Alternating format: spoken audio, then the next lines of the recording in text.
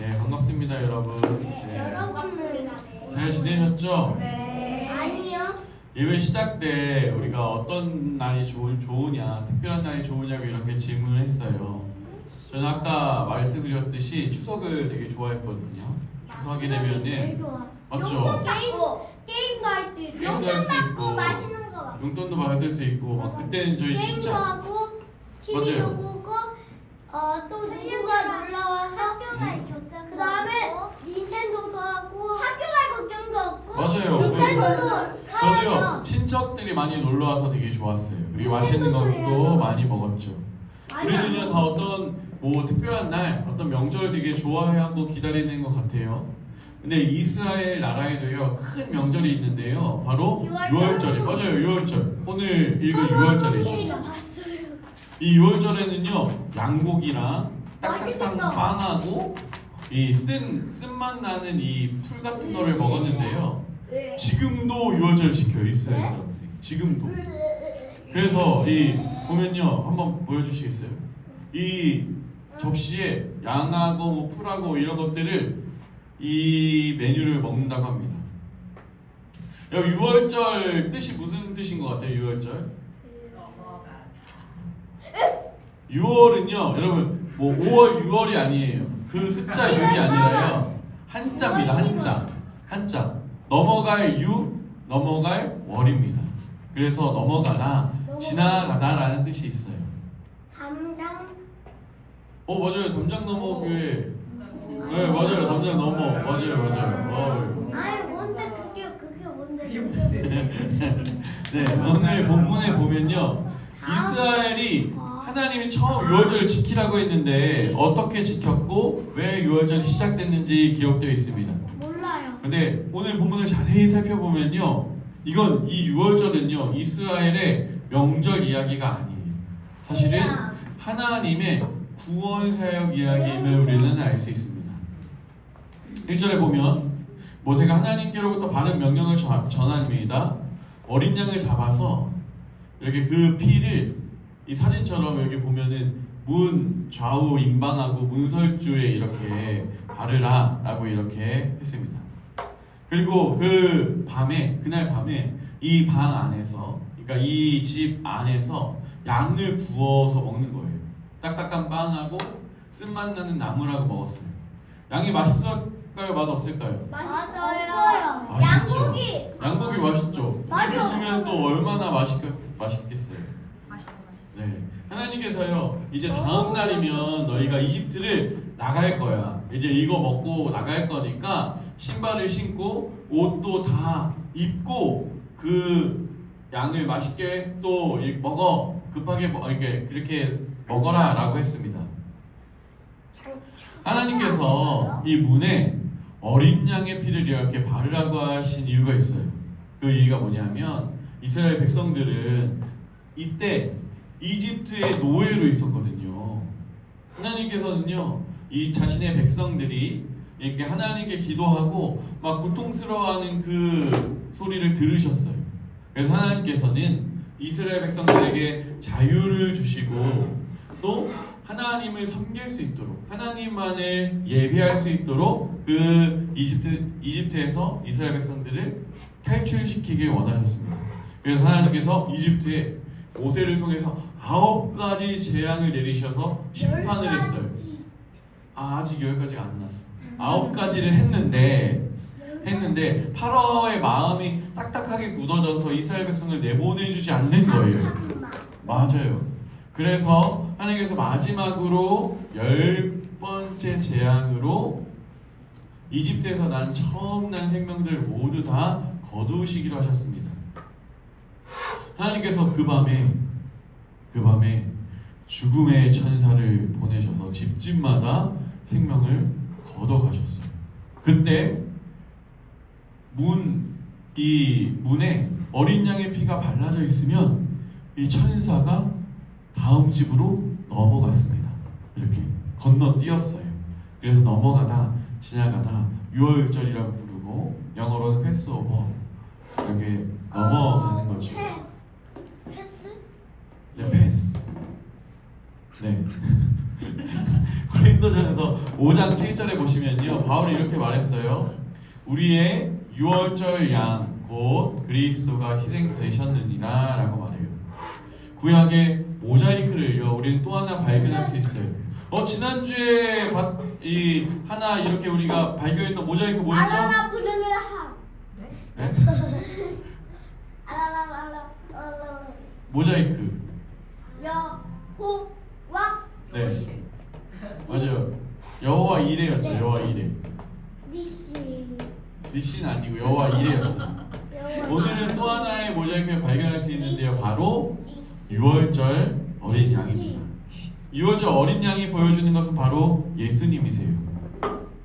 문설주의 피가 십자가에 달리신 예수님을 우리에게 보여주죠. 죽음의 사자가 문을 넘어간 것은요, 그 사람이 어떻게 착하게 살았는지, 어떻게 살았는지가 중요하지 않습니다. 공부를 잘해서, 똑똑해서, 성경을 많이 알아서도 아니에요. 훌륭한 사람이라서도 아닙니다. 단지 문에 어린 양의 피가 발라져 있기 때문에 넘어간 거예요. 우리의 구원도 마찬가지죠. 하나님께서 우리를 부르시고 하나님의 자녀 삼아 주신 것은요, 유월절 어린 양 되신 예수님께서 십자가 위에서 피를 흘리셨기 때문입니다. 그 피가 우리를 정결케 하는 거죠. 이브리서 9장 22절에 보시면 피 흘림이 없은즉 죄 사함이 없느니라라고 말합니다. 여러분, 사실 우리는요 우리의 노력으로 하나님의 명령을 다 지킬 수가 없습니다. 하나님의 말씀을 다 행할 수가 없어요. 하나님을 기쁘시게 할 수가 없습니다. 하지만 예수님께서 그 모든 것을 이루셨고, 오직 예수님의 그 피를 통과할 때 우리가 하나님께 나아갈 수 있습니다. 이게 바로 복음이죠. 복음의 조각이 여기 이 유월절에 새겨져 있는 거예요. 유월절 어린 양이 주는 우리에게 메시지는요, 첫 번째가 무엇이냐? 복음에는 차별이 없다는 거예요. 뭐라고요? 복음에는 차별이 없다. 네, 복음에는 차별이 없어요. 출애굽기 12장 13절을 보시면 내가 피를 볼 때 너희를 넘어가리라. 우리 피를 보신다. 아니요, 하나님께서 이 어린 양의 피를 보고 넘어가신다는 겁니다. 하나님의 구원에는 제한이 없어요. 유월절에 이 생명을 지키는 것은요, 민족이 아니었습니다. 여러분, 민족 때문에 그들이 구원을 받은 게 아니에요. 어린 양의 피입니다. 읽진 않았지만 우리 12장 38절을 보시면 여기 뭐라고 나와 있냐면, 이 이스라엘 백성들이 이집트를 나올 때 수많은 잡족들이 함께 나왔다고 했어요. 좋아요. 12장 38절. 네, 소와 양도 같이 나왔고요. 수많은 잡족, 다른 민족들이 함께 나왔다는 거예요. 이스라엘 민족만 나온 게 아니에요. 다른 민족들도 나왔습니다. 이스라엘 민족도요? 출애굽기 9장 20절에서 21절을 보시면요, 그때 하나님께서 재앙을 내리실 때 큰 우박 재앙을 내리신 적이 있거든요. 하늘에서 떨어지는 그 우박 재앙이 내릴 때 하나님의 말씀이 이집트 사람 중에도 하나님의 말씀이 두려워서 자기의 종들과 그 가축들을 집으로 들여보낸 사람이 있었어요. 그 사람들은 이집트 사람이었지만 자신의 재산을 지킬 수가 있었죠. 이어서 생각해 본다면 이집트의 여러 민족들이 살았을 거예요. 그때 이번에도 하나님의 그 말씀을 듣고 이스라엘 백성들이 하는 그 모습을 따라하는 사람이 저는 있었을 것이라고 생각해요. 그러면 그 민족과 상관없이 문에 어린 양의 피가 발라져 있으면 저는 그 집은 죽음의 천사가 넘어갔을 것이라고 생각합니다. 그건 확실해요. 혹 이스라엘 백성 중에도요, 하나님의 말씀을 듣지 않고 그 문에 피를 바르지 않았다면 분명히 그는 생명을 지킬 수 없었을 것입니다. 구원이 민족에 있지 않기 때문이죠. 혈통이 아니라 어린 양의 피입니다. 시작에 넘어와서는요, 고넬료의 집에 하나님의 구원이 임하는 것을 베드로가 보았습니다. 그리고 예루살렘 공회에 가서 그것을 증언했어요. 베드로와 모든 사도들이, 또 예루살렘의 온 교회가 놀랐습니다. 아, 이방인에게도 이제 구원이 임하는구나. 하나님의 계획은, 하나님의 구원은 혈통을 뛰어넘습니다. 하나님께서는 우리가 생각하는 것보다 더 크신 분이에요. 더 넓으신 분입니다. 더 품으시는 분이세요. 그래서 우리도 이 자리에 예배하고 있는 거 아닙니까? 우리 교회가, 우리 당진동호 교회가 어떻게 적용할 수 있을까요? 우리 교회는요, 교회 안에는 어떠한 차별이 있어서는 안 됩니다. 특별한 지위를 가진 사람들, 권력자들, 지식인만 모여있는 교회, 어떤 특정한 직업만 있는 교회는 물론 그런 교회가 있을 수 있지만 방향성을 좀 점검해 봐야 돼요. 교회는 다양성이 있어야 합니다. 교회는 나이나 직업이나 권력이나 돈이나 정치 성향이나 성별로 차별이 있어서는 안 됩니다. 오직 예수 그리스도 안에서 부르심을 받았고 우리가 그 안에 있는 사람들이잖아요. 우리 어린 자녀들과 함께 예배를 드리고 있습니다. 이 모든 것도요, 그 복음에는 차별이 없어요. 어린 아이들에게도 하나님의 은혜가 임하는 거죠. 두 번째는 어린 양의 피는 새로운 공동체를 만든다는 거죠. 뭐라고요? 어린 양의 피는 무엇을 만든다고요? 새로운 공동체를 만든다. 네. 4절을 함께 읽겠습니다. 4절 함께 읽겠습니다. 시작. 그 어린 양에 대하여 식구가 너무 적으면 그 집의 이웃과 함께 사람들을 따라서 하나를 잡고 각 사람이 먹을 수 있는 분량에 따라 너희 어린 양을 계산할 것이며. 아멘. 어린 양 한 마리를 잡으면요, 어떤 학자는 최소 10명이 먹을 수 있다고 생각했고요, 어떤 학자는 30명까지는 먹을 수 있다라고 이렇게 연구를 했습니다. 고기가 남으면 그 다음 날에는 버려야 했어요. 그래서 하나님께서는요, 적은 사람은 다른 가족과 함께 모여서 먹으라고 이렇게 말씀하셨어요. 하나님께서 혼자 먹으라고 말씀하지 않으셨거든요.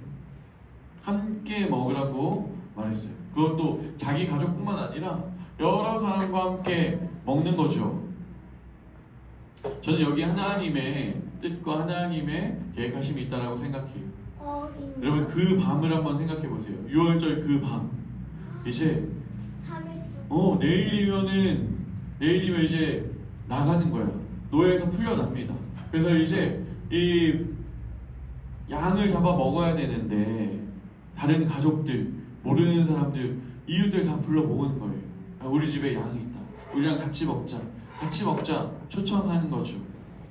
거기에는 다른 가족들, 모르는 사람, 또 이웃 사람, 부자와 가난한 자, 어른과 아이들이 함께 모여서 공동체를 이루어 그 밤에 양을 함께 구워 먹었을 거예요. 생각해 보세요. 우리 저기 뭐 하나만 해도 기름 냄새가 계란, 저 오늘 명절인 줄 알았잖아요. 딱 명절 생각나더라고요. 그런데 그 방 안에 양을 구워 먹는 그 냄새가 가득하지 않았겠습니까? 너무 삼겹살 냄새도 좋은데 갑자기 고기가 땡기네요. 네. 얼마나 좋았을 것 같아요. 네. 하나님께서는요, 각자의 집이 아닌 한 어린 양 아래에서 함께 모이게 하셨습니다. 아마도요, 출애굽 이후로도 6월절이 계속 지켜졌거든요. 그때 함께 모여서 교제하면서 더 은혜가 풍성해지지 않았겠습니까? 다음 세대들에게 이제는 이 6월절이 무엇인지, 왜 이것을 먹는지, 하나님께서 어떤 은혜를 주셨는지, 이웃과 함께 이 음식을 나누면서요, 하나님을 찬양하고 감사하고 또 우리 그 생활, 출애굽의 이후의 생활을 함께 나누지 않았겠습니까? 구원은요, 단지 한 개인이 생명이 건져지는 것이 아닙니다. 반드시 구원은 공동체가 세워집니다. 하나님께서는 공동체로 우리를 빚어가세요. 신학시대를 보십시오. 전혀 하나의 공동체를 이룰 수 없었던 사람들이요, 하나로 모여져요. 유대인과 이방인. 그들은 하나 될 수 없었죠. 서로를 원수로 여기고 저주하고 핍박했던 그들이요, 예수님 안에서, 예수님의 그 십자가의 보혈 아래서 하나가 되었습니다. 한 몸이 되었어요. 유월절 어린 양이신 예수 그리스도 때문이죠. 저는 피는 물보다 진하다는 말이 여기에 있다라고 생각해요. 우리가 주님 안에서 끈끈한 가족이 되었다면요, 그것은 예수 그리스도의 피 때문이죠. 우리가 누누이 말하지만 교회는 건물이 아닙니다. 바로 우리들이에요. 우리 가족은요 서로의 필요를 채웁니다. 돌보고 이해하고요 서로 세워주는 것이 가족이에요. 기다려줘요. 이게 가족의 모습이죠. 우리 이 공동체, 우리 교회 안에서 이거 어떻게 적용해 볼까? 특징이 뭐가 있을까? 너무 가벼운 적용, 이게 저다운 적용이라고 생각하겠지만, 그래서 우리 교회는요 함께 밥을 먹는 게 굉장히 중요합니다. 식사 교제가 중요해요. 예수님께서도요 이 식사 나누시는 거 굉장히 중요하게 생각하셨거든요. 중요한 사역이었거든요. 밥 먹으면서 대화가 일어나고 입이 열리면 마음이 열리고, 식사 시간은 그냥 흘러가는 시간이 아니라 더 가까워지는 시간입니다. 오늘 볶음밥이에요. 오늘 메뉴 볶음밥. 맛있겠죠? 네, 너무 맛있고, 계란도 묻혀주셨는데, 네, 너무 맛있고. 오늘 함께 식사하면서요, 우리 서로를 돌아보고 친밀해지는 하루가 되길 바랍니다. 세 번째는요, 어린 양의 피는요, 순종으로 이어진다는 거예요. 순종으로. 하나님께서 명령하셨습니다. 유월절 어린 양을 잡고 그 피를 문설주와 임방에 바르라고 하셨어요. 그 피를 보면 내가 넘어갈 것이다. 구원의 길을 하나님께서 분명 알려주셨어요. 이건요 우리의 노력이나 어떤 능력에서 우리의 생명이 구원되는 것이 아님을 알 수 있죠. 혈통도 아니라는 것을 우리 알았어요. 착한 사람이어서도 아니에요. 구원은 하나님의 선물이죠. 하지만 하나님께서 모세를 통해 말씀하셨을 때 피를 바르는 것은요 그 사람의 몫이었습니다. 그 사람의 몫이었어요. 이것이 순종이죠. 사무엘상에 보면 사울이 하나님의 말씀이 아닌 자신의 뜻대로 했을 때요 이렇게 말씀하셨어요. 하나님께서 제사보다 순종을 원하신다라고 말합니다. 하나님의 말씀을 경청하고 살아갈 때요 우리의 삶은 변화가 되어 있습니다. 하나님께서는 우리를 부르신 목적이요 단지 너네 이제 지옥에서 천국 빵 이렇게 옮겨주신 것뿐만 아니라 하나님의 백성으로 만들어 가시기 위해서요. 하나님의 거룩한 백성으로 빚어가시기 위해서입니다. 이스라엘 백성을 보세요.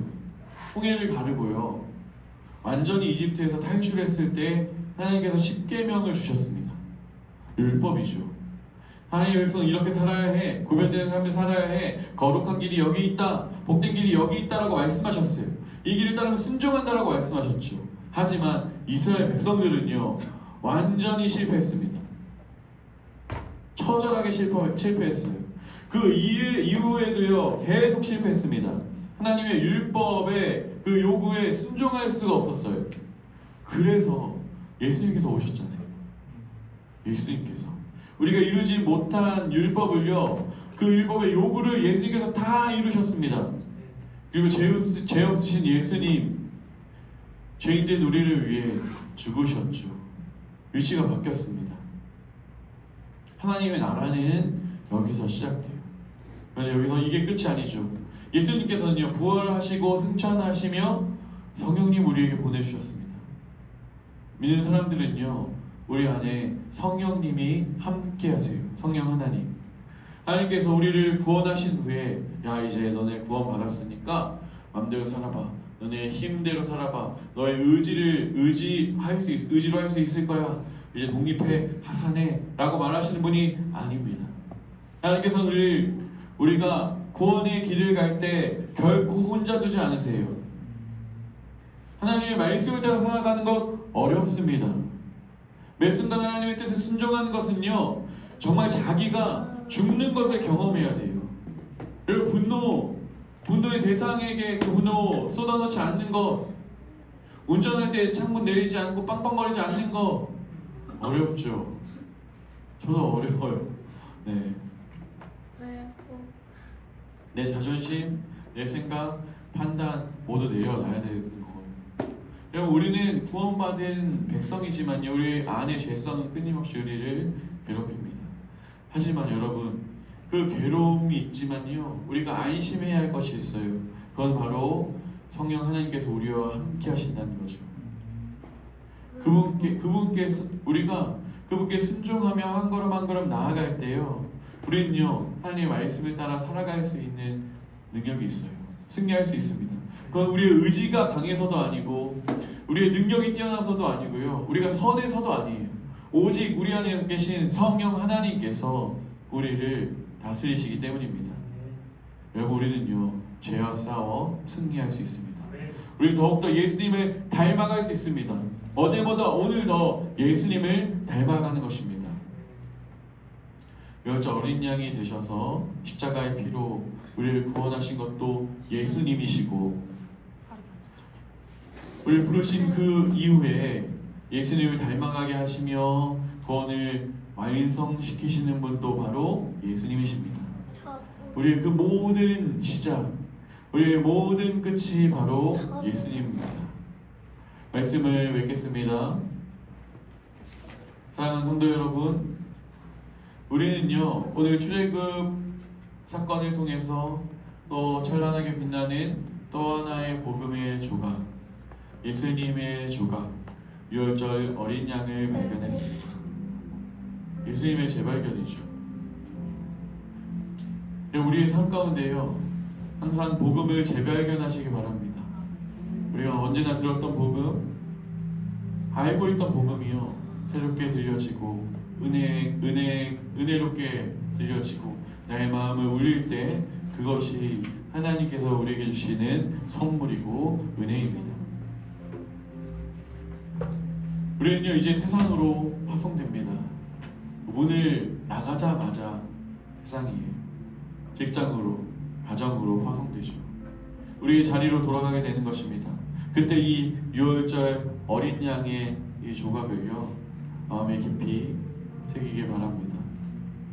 세상은 구분하고 차별하고 우리에게도 그런 마음이 있잖아요. 그런 마음을 내려놓고 세상이 던지는 차별과 조건 앞에 담대히 나아갑시다. 복음은 차별이 없습니다. 우리 세상의 스펙이 아니라 예수 그리스도의 핏값으로 산 존귀한 자들임을 기억하고 우리 함께 찬양하며 우리의 믿음을